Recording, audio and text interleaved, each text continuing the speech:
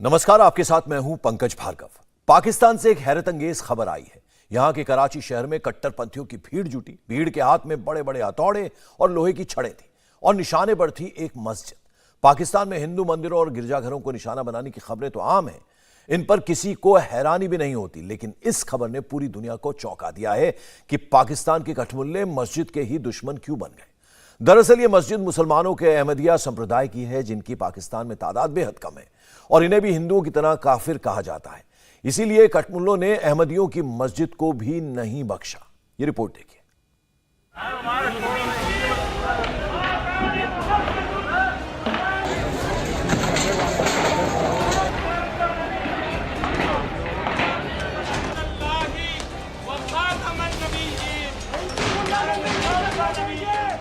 तड़ातड़ हथौड़े, इधर मेहराब पर उधर मीनार पर। मुल्क पाकिस्तान है, लेकिन इस इमारत की सूरत गवाही दे रही है कि ये ना तो कोई मंदिर है ना चर्च, बल्कि ये एक मस्जिद ही है जिस पर पाकिस्तान में बेदर्दी से हथौड़े चलाए जा रहे हैं।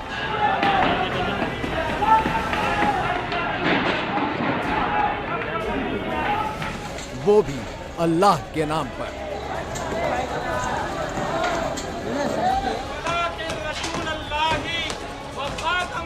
हथौड़े के पीछे उठ रहे नारों को सुनिए।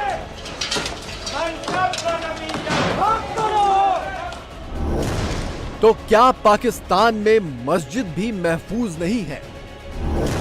पाकिस्तान के कट्टरपंथियों को मस्जिद से क्या बैर है? अपने इस मरकज पर इन्होंने मस्जिद की तरह मीनारे बनाए और गुंबद बनाए हैं। हमारे उसमें मजहब के नाम पे इतनी तफरीक की जाती है कि कादियानी हैं या शिया हैं या मुस्लिम हैं। आपके लिए इस्लामिक रिपब्लिक का मतलब था कि दुनिया भर में आप दहशत फैलाएं, तालिबान बनाएं, वो देवबंद से इंस्पायर्ड हों। कराची की ये मस्जिद निशाने पर क्यों आई? पाकिस्तान में धार्मिक कट्टरता का पूरा खेल समझिए। कराची की ये मस्जिद अहमदिया समुदाय की है, लेकिन पाकिस्तान की करीब 76% आबादी सुन्नी मुसलमानों की है। लिहाजा अहमदिया समुदाय की पाकिस्तान में हैसियत अल्पसंख्यकों जैसी है। ये मीनारा बने हुए हैं, इस्लामी शायर को इन्होंने इस्तेमाल किया है और इनके खिलाफ FIR कटी गई है और ये पुलिस अभी यहाँ मौजूद है इनको गिरफ्तार करने के लिए। इन्होंने आइन के खिलाफ, पाकिस्तान के आइन को तोड़ते हुए अपने इस मरकज पर इन्होंने मस्जिद की तरह मीनारे बनाए और गुंबद बनाए हैं, जिस पर इन्होंने आइन पाकिस्तान की खिलाफ वर्जी की है और इनकी इस आइन शिकनी की बिना पर FIR कटी गई है। गौर से देखिए, सुन्नी कट्टरपंथियों की भीड़ चारों ओर से इस मस्जिद को घेरे हुए है। करीब 7-8 लोग बाहरी दीवार और छज्जों के सहारे मस्जिद के मेहराब पर चढ़ गए। इनके हाथों में हथौड़े हैं और जुबान पर इस्लामिक नारे।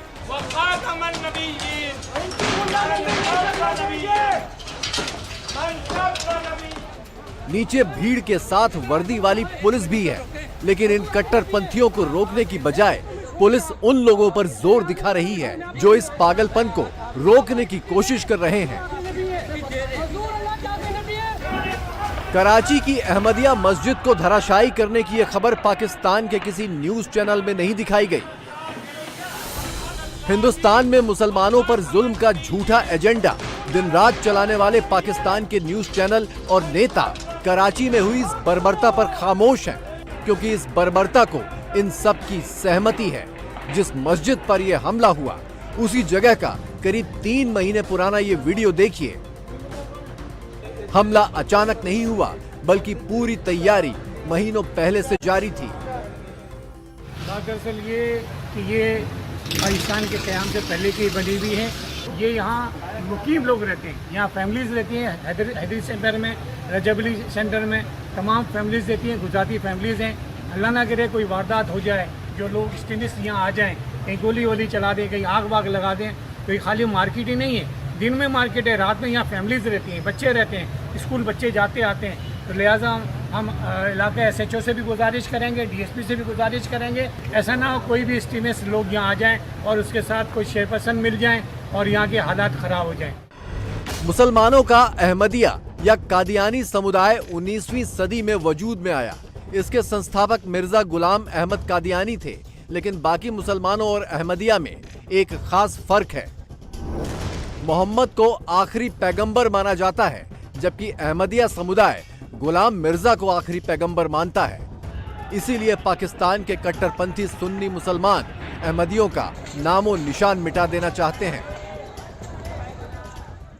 ठीक, तो कादियानी के बारे में क्या है? कादियानी के बारे में क्या ख्याल होना चाहिए? काफी ना मानते हैं काफी। ये इंतहाई पहली बात है। इस जो सवाल है इसकी भी मैं मजम्मत करूँगी कि हमारे उसमें मज़हब के नाम पे इतनी तफरीक की जाती है कि कादियानी हैं या शिया हैं या मुस्लिम हैं। जी, हम तो इस चीज़ के भी ख़िलाफ़ हैं कि इस कॉन्स्टिट्यूशन में जो अहमदियों को भी उनके ख़िलाफ़ उनकी भी बातचीत की जा रही है, उस पर भी बहुत मज़ालिम हुए हैं, हम उसकी भी सख्त मजम्मत करते हैं। और हम ये प्रमोट करते हैं कि एक ऐसा मुल्क होना चाहिए पाकिस्तान को जो सेक्युलर हो। सेक्युलर मतलब कि आपके मज़हब को रियासत से बाहर किया जा सके। पाकिस्तान के झंडा भी जो है ना, जिसमें सफ़ेद और ग्रीन है, तो सफ़ेद रंग जो है वो नोट करता है माइनॉरिटीज़ को। फिर तो आप ऐसी बात करें कि पूरे झंडे को ही आप सब्ज़ कर दें, आप उसमें से माइनॉरिटीज़ ही निकाल दें। कराची में जो हुआ वो पहली बार नहीं है। अहमदिया मुसलमानों को पाकिस्तान में बार बार टारगेट किया गया। 2010 में लाहौर की अहमदिया मस्जिद में कट्टरपंथियों ने खौफनाक हमला किया था। 28 मई 2010 के हमले में 190 से ज्यादा अहमदिया लोगों की हत्या कर दी गई थी। जिंदा बच गए घायलों को मारने के लिए कट्टरपंथी अस्पतालों में भी घुसे थे। इस भीषण हत्याकांड में आज तक एक शख्स को भी सजा नहीं मिली। इसके बाद मई 2018 में सियालकोट में भी अहमदिया मस्जिद तोड़ दी गई। पिछले 3 महीने में पाकिस्तान में 5 अहमदिया मस्जिदें तोड़ी गई हैं। आज ताहिर की शहादत को 1 साल हो गया। 20 नवंबर को उसकी शहादत हुई थी, तो पता ही नहीं चला, वक्त गुजर गया है। याद तो उसकी आती है बहुत, तो अल्लाह ताला खैर करे। मैंने तो बचपन से लेके आज तक बस सब्र और हालात से लड़ना ही सीखा। बहुत मुश्किल वक्त आता है। घर बैठे अगर जब हम स्कूल में जाते थे तो मुश्किलात थी। बहुत कोशिश की कि मेरे बच्चे महफूज रहें। 2 बच्चे तो चलो अल्लाह ताला ने फैसल किया, यहाँ से चले गए, लेकिन मेरा बड़ा बेटा अल्लाह ताला की कुदरत थी, अल्लाह ताला को यही मंजूर था। पाकिस्तान में जब मुसलमानों के एक समुदाय के साथ ही ये सलूक हो रहा है, तो हिंदू, ईसाई और सिख आबादी किस डर में जी रही होगी, इसकी कल्पना भी नहीं की जा सकती। सिर्फ पिछले चंद महीनों की घटनाओं पर नजर डालने से ही रूह कांप जाती है। पाकिस्तान में दिसंबर 2022 में एक हिंदू महिला से गैंग रेप के बाद उसकी गर्दन काट दी गई।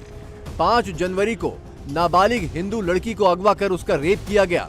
21 जनवरी को शादीशुदा हिंदू महिला को अगवा कर गैंग रेप किया गया और जबरन इस्लाम कबूल करवाया गया।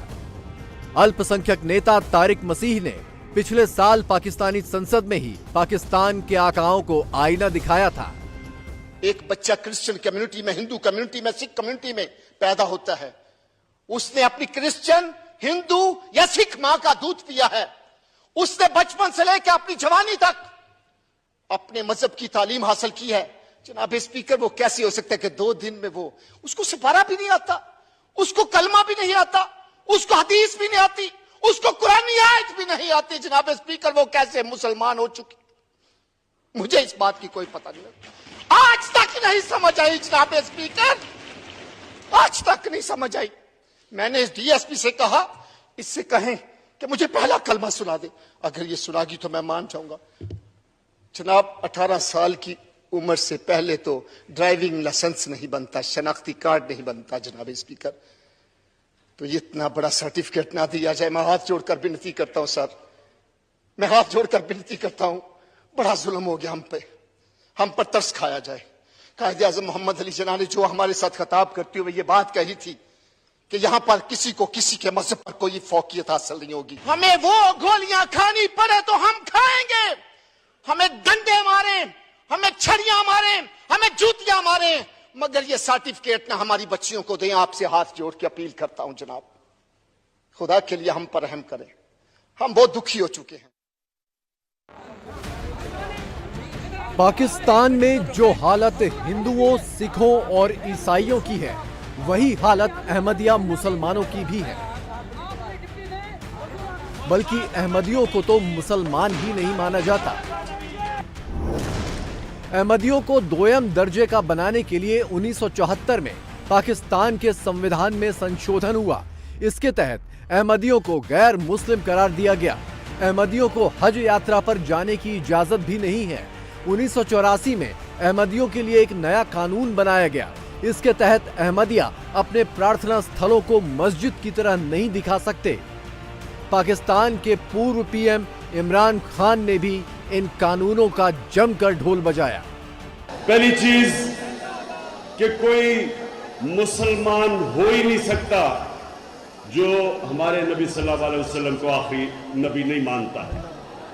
दूसरी चीज कि असल में अल्लाह में ईमान आ ही नहीं सकता जब तक नबी सल्लल्लाहु अलैहि वसल्लम का इश्क इंसान के दिल में नहीं होता। इंडिया टीवी हर वक्त हर जगह डाउनलोड करने के लिए सर्च करें India TV news Google play store या ऐप स्टोर पर।